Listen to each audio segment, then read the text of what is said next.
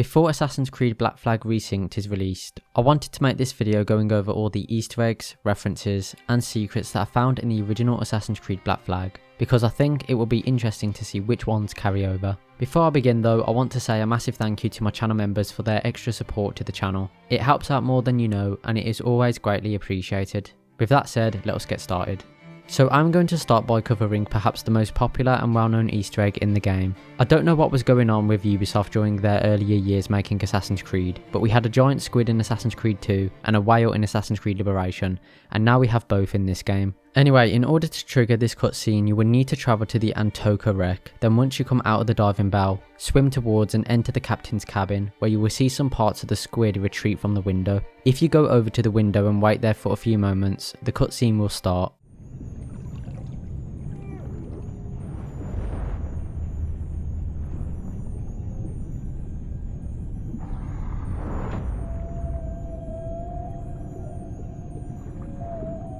Also, after doing research for this video, I have heard people say that the whale you can see at the end of the Devil's Eye Caverns is the same whale that got attacked by the squid, but I am not 100% convinced, as it could just be a different whale of the same species. This next reference can be found during the third memory of Sequence 5, which is called Unmanned, and it can be encountered when you are given the job to disable all the alarm bells in the area. When you arrive near the bell that is closest to the house, you can hear two guards have this conversation about the Pope.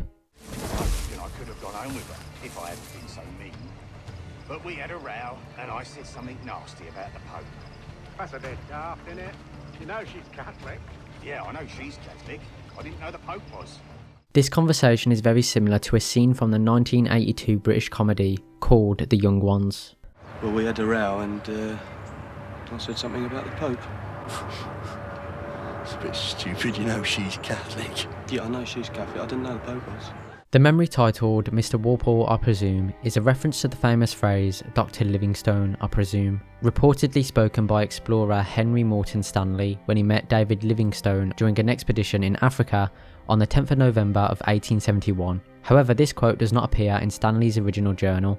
In fact, the 2 pages immediately after he recorded first seeing Livingstone were later removed, and it is often believed that Stanley came up with the memorable line sometime after the encounter. Another interesting detail about this memory is that during the shooting contest with Woods Rogers and Julian Ducasse, Rogers will mention a man named James Puckle. A friend in England you may like to meet, Julian. James Puckle. He's working on something extraordinary. Magnifique. As you just heard, he said that James Puckle is working on something that is extraordinary. The thing he was working on is none other than the Puckle guns that we got to use in Assassin's Creed Rogue. So this next secret or Easter egg, I'm not entirely sure what it would be classed as, is actually pretty interesting.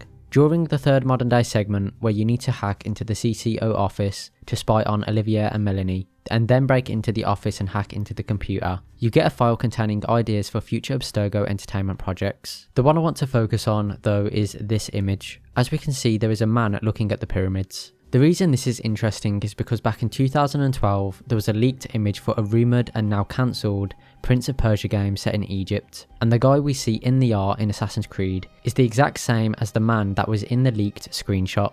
So perhaps the image in this file is some concept art that was just reused for this game. This next one isn't really a reference or an Easter egg, but I think it is a cool little detail that I don't know if many people will know about. And that is, if you manage to find a parrot in a cage, then you can actually interact with it and feed it.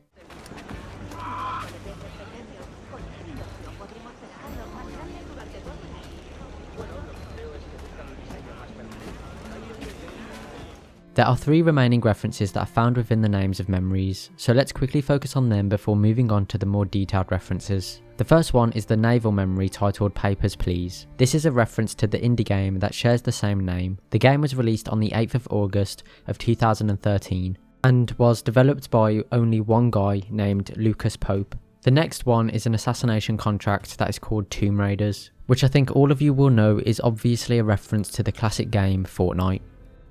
Now obviously it's a reference to the Tomb Raider game series, starring Lara Croft, but I'm sure you already knew that. The final one is the memory titled Vainglorious Bastards, which is a reference to Inglourious Bastards, a comedy war film released in 2009. The Secret of Monkey Island is a point and click adventure game that is set in the Caribbean during the age of piracy.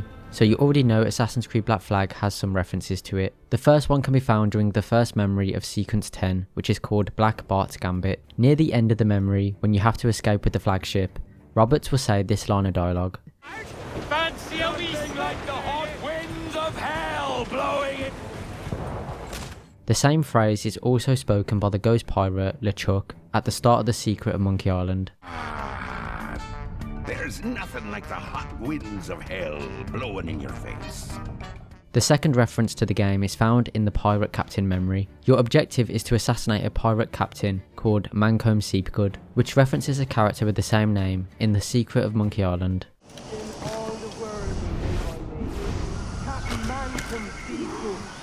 I'm going to say that this next one is more of a secret, but it's kind of like a funny bug that you can make happen. I'm sure a lot of you already know about this, but I just have to include it in the video because of how iconic it is. Essentially, what you need to do is during the memory titled To Suffer Without Dying, go near the beach and find your old friend Calico Jack. Then you need to first interact with the cage and then wait for the dialogue to finish. Once that is ended, get out your blowpipe and shoot a berserk dart at him. This will make him to start going crazy in the cage, and you can actually make it so he falls out of the cage if you decide to shoot sleep darts at him too.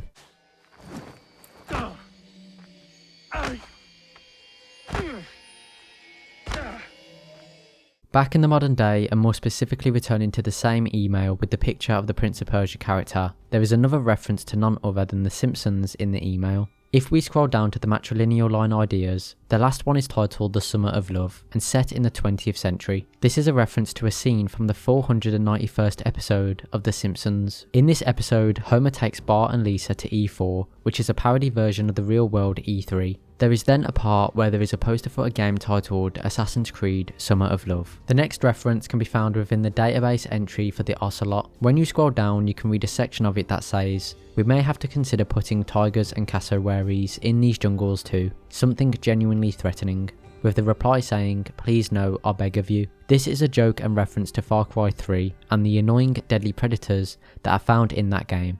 Edward's ship, the Jackdaw, takes its name from a small real bird. In some European folklore, it is often depicted as a sign of misfortune, as well as an omen of death, but in Welsh folklore, it is traditionally considered a sacred bird. It has also been explained that the name draws from Aesop's fable, which is titled Eagle, Jackdaw and Shepherd. This tale is narrated by Woodes Rogers during the memory titled Delirium.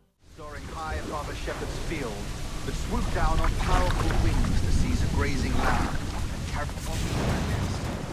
Flying close by, a jackdaw saw the deed, and it filled his head with the idea that he too was just as strong and capable. So, with a great flapping and rustling of feathers, the jackdaw came down swiftly and clutched at the coat of a large ram. But when he tried to fly away, he found he could not lift the animal, for his size and strength were not up to the task. And even as the jackdaw struggled, the ram hardly noticed it was there. Nearby, just across the field, the shepherd saw the fluttering bird and was quite amused. Running up, he captured the jackdaw and clipped its wings. That evening, he gave the jackdaw to his children as a gift.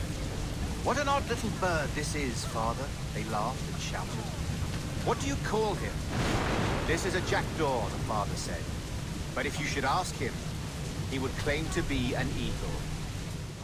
Finally, this is already well known, but for the sake of being thorough, you can find the wreckage of the jackdaw during the Freedom Cry DLC as Adewale. But this one is so popular that I don't really need to spend any more time on it. This next reference can be found during the third modern day memory, but can be found anytime after completing it too. It's the one where you need to infiltrate the CCO's office by going through the construction site, which is where this reference can be found. On some of the crate looking things around the construction area, there are some labels on the bottom corners of them that say SMD. Anyway, these labels can be seen on notably power generators in the Price airfield in Splinter Cell Conviction. This could be a reference to that game, but it could also just be reused assets. Either way though, it is still pretty interesting. This next entry is actually really cool, and I'm so disappointed that I have only just recently noticed it. Basically, during the memory a governor no longer, you need to tail a Italian diplomat named Ruggiero Ferraro. The first name is the Italian equivalent of Roger, and the last name is an occupational surname that can be translated to blacksmith. With that in mind, the character is voiced by Roger Craig Smith, who is the same guy who voiced Ezio. The fact I didn't even notice this before is actually wild. But anyway, the similarities don't end there, because Ruggiero, like Ezio, is from Florence.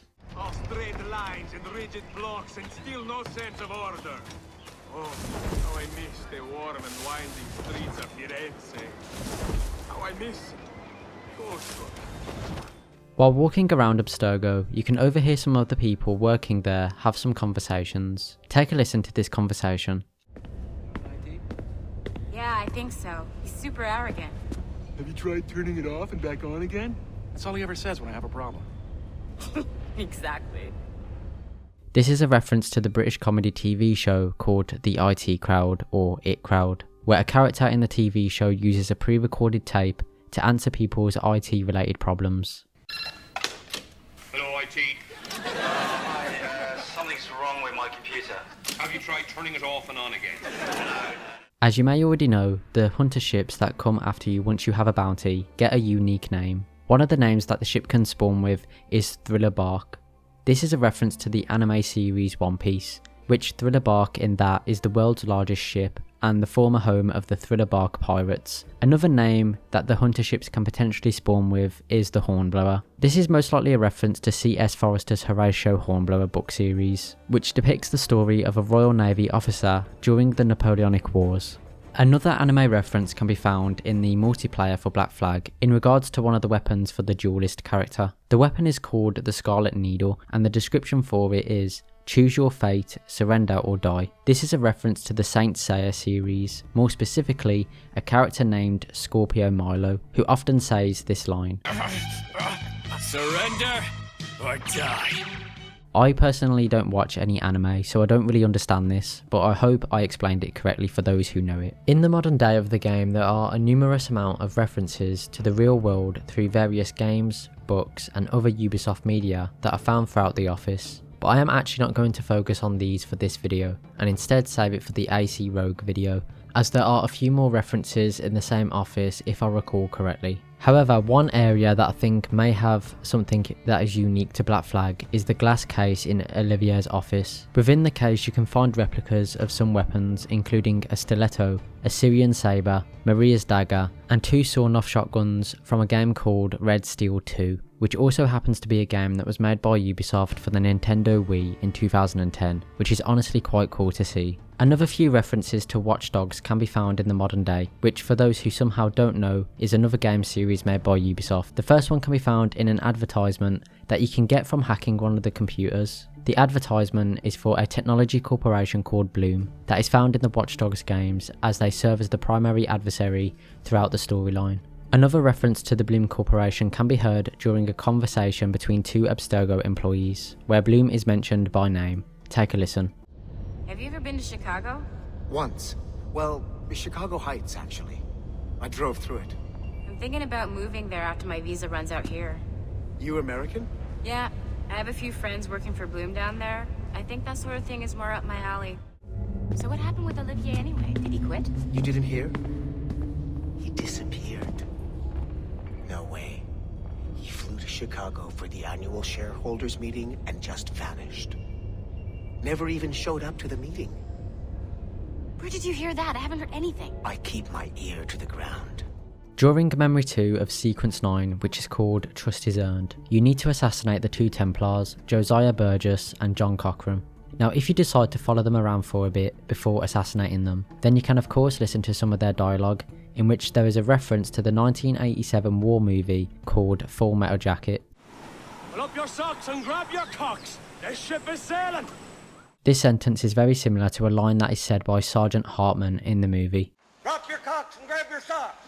Today's Sunday, divine worship. This next one is also one that is probably very well known, but I have to cover it regardless, and that is the secret of the water well located at the naval fort at Punta Garrico. Basically, if you make your way over to the well, you can start to hear the cries for help from imprisoned pirates. Isn't anybody going to help me? They're just going to leave us here, aren't they? Help! Is it over yet? Before I get into the final two smaller entries on the list, I want to cover the secret scenes that you can experience at the Great Inagua hideout. In order to get the first encounter to play out, you will need to upgrade the villa. Then if you make your way to the bedroom, you can find a dancer near the bed to trigger a saucy scene.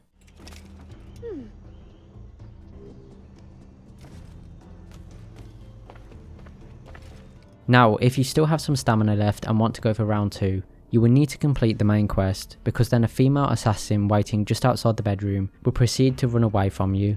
If you chase after her and catch up, you can have the second saucy scene.